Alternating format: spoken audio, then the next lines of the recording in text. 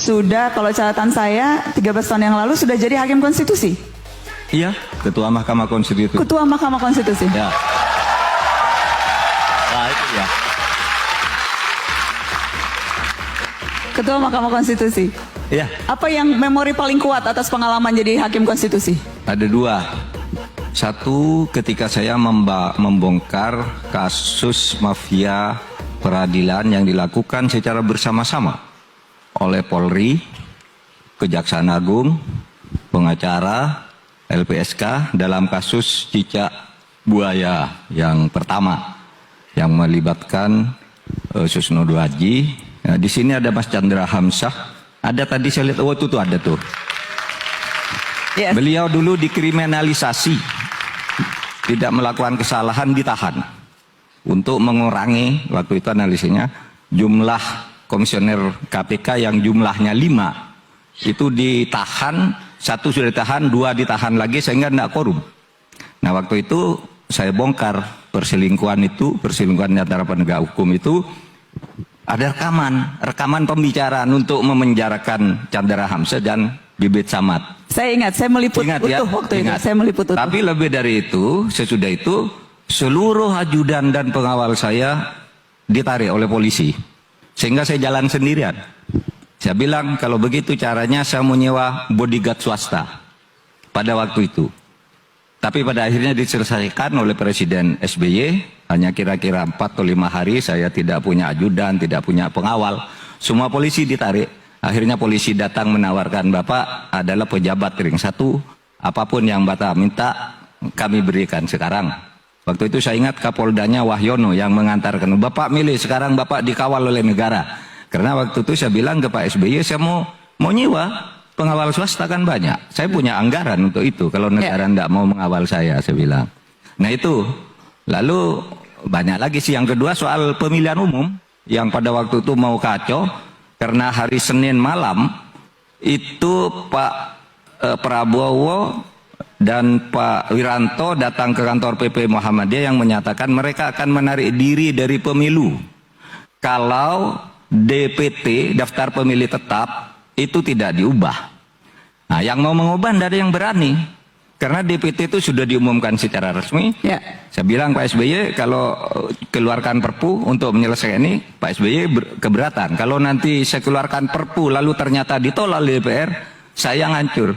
Maka pada waktu itu saya bikin sidang hanya 1 hari. Ya. Jam 9 sidang, jam 4 sore diputus bahwa KTP dan paspor boleh digunakan, dibawa ke TPS untuk memilih. Jadi itu pemilu berjalan aman, lancar dan selesai. Ya. Baik. Itu tadi kilas balik 13 tahun lalu.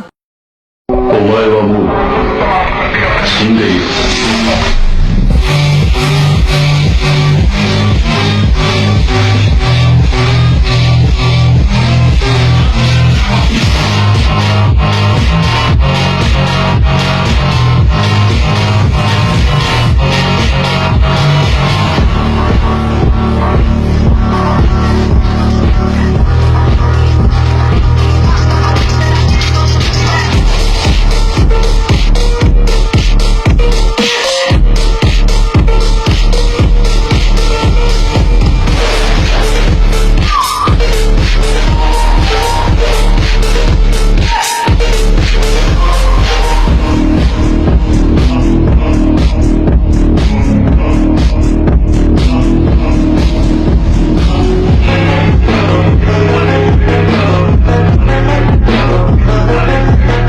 Public figure 8 orang diduga namanya RH ya, yaitu Raffi Ahmad ya, Raffi Ahmad. Kemudian ada juga Atta Halilintar, kemudian ada juga Kevin William ya, Stephen William. Kemudian juga ada Rian Demasif, kemudian juga ada Judika, kemudian ada Dr. Tirta, kemudian ada Faisal dan Gus Miftah, Haji Faisal. Yang terakhir Gus Miftah. Ada 8 ya, 8 public figure yang diduga terlibat memiliki hubungan dengan Wahyu Kenzo dan juga terlibat menerima uang dari Wahyu Kenzo yang merupakan hasil kejahatan. Tenggelam 271 triliun, timbullah 3.000 triliun. Menyebabkan Indonesia sekarang menjadi negara dengan kasus korupsi nomor 1 di dunia karena orang ini. Kalian tahu nggak, inilah kasus korupsi 3.000 triliun yang diduga dilakukan oleh Rafael Alun yang dirangkum sikit-sikit cerita. Rafael Alun ini adalah mantan pejabat Ditjen Pajak, ayah dari Mario Dandi yang sebelumnya terjerat kasus penganiayaan yang dilakukan Mario Dandi kepada David. Tetapi sekarang, ayah dari Mario Dandi ini sedang menggemparkan media tentang dugaan kasus korupsi sebanyak 3.000 triliun. Tetapi ada juga beberapa media mengatakan kalau kasus korupsi Rafael Alun ini tidak sampai 3.000 triliun alias hoax. Ada juga yang mengatakan kasus korupnya hanya sebesar 10 triliun saja. Bagaimana pendapat kalian? Yang disembunyikan di bawah bantal, ada yang di bawah kasur, ada yang disimpan di luar. Yang kedua, saya ingin mengingatkan, uang legend banyak sekali di luar. Ada sudah data di kantongan saya, data di Kementerian Keuangan ada. Di situ dihitung ada 11.000 triliun yang disembunyikan di bawah. Menteri Keuangan Sri Mulyani mengungkapkan data profil pegawai Kementerian Keuangan yang memiliki resiko tinggi. Setidaknya ada 29 pegawai yang masuk profil resiko tinggi atau daftar merah. Disinyalir geng ini merupakan para pejabat tajir di Kementerian Keuangan dengan memiliki harta tinggi namun mampu disamarkan. Geng ini mampu menyamarkan harta kekayaan atau terdapat pola-pola menyembunyikan harta karena sudah memiliki pola khusus. KPK akan memeriksa harta kekayaan pejabat lain Direktorat Jenderal Pajak Kementerian Keuangan yang diduga terkait dengan Rafael Alun Trisambodo.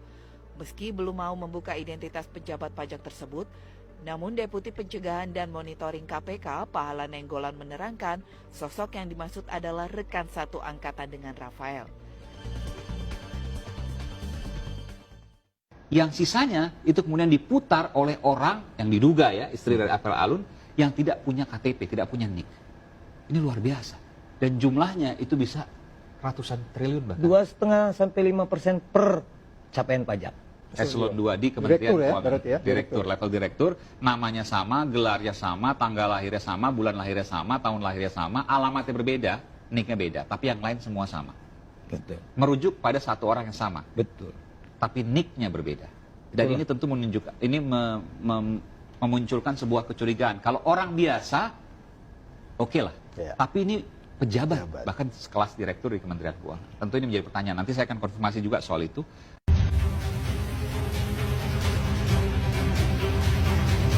Baru-baru ini media sosial kembali dihebohkan dengan dugaan bahwa Rafael Alun Trisambodo ternyata terlibat dalam kasus korupsi senilai 3.000 triliun rupiah.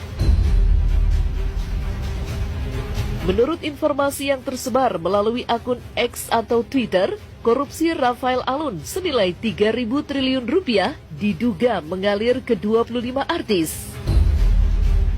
Ada ratusan rekening yang dimiliki oleh saudara laki Amar ini merupakan kantong semar untuk mengelola uang-uang haram yang dimiliki oleh para terduga korupsi, bahkan sudah terdakwa korupsi yang masuk ke rekening Raffi Ahmad. Kami meminta kepada KPK RI, kami meminta kepada Kejaksaan Agung, kami meminta kepada Bareskrim Mabes Polri untuk memeriksa aliran transaksi uang Raffi Ahmad. Aliran transaksi uang yang masuk ke RANS. Karena ini ada dugaan tindak pidana pencucian uang dan penerimaan gratifikasi oleh pejabat-pejabat negara yang menitipkan kekayaan atau dana pada oknum pemilik RANS ini. Kenapa? Tindakan-tindakan yang kita duga dilakukan oleh paslon 02 ini mohon maaf Bu Adi. Jadi kawan-kawan ini mungkin melihat hanya capresnya saja. Tidak. Cawapresnya pun diduga menerima gratifikasi karena merupakan anak dari seorang presiden. Kita sudah buktikan, kita ada buktinya, guys. Kami sudah ada bukti kepemilikan